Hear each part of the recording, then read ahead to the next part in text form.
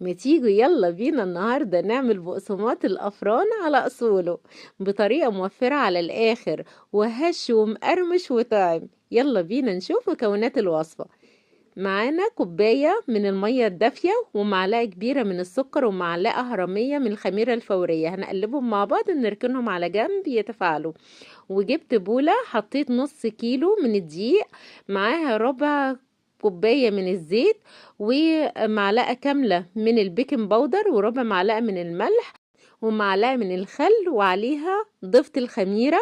بس دي يحتاج ربع كوباية كمان من المية الدافية، حطيتها كل ده على الدقيق وقعدت عجنتها وخدمتها في العجن. ودلوقتي هفردها وهغطيها بكيس بلاستيك ترتاح شوية لغاية ما اجهز شوية السمسم بتاعنا، عليه معلقة سكر وعليها 3-4 معالق من المية، هنقلبهم كده لغاية ما تلزق في الايد.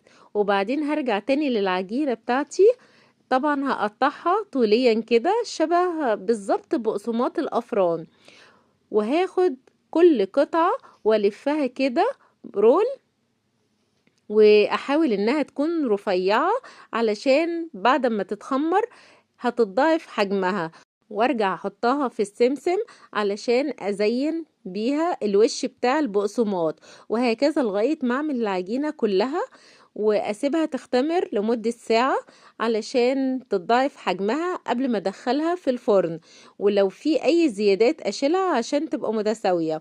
وبعد ما دخلتها الفرن لمدة 15 دقيقة في الرف الوسطاني على درجة حرارة 180 درجة، بسم الله ما شاء الله طلع زي الفل، مقرمشة وهش على الآخر.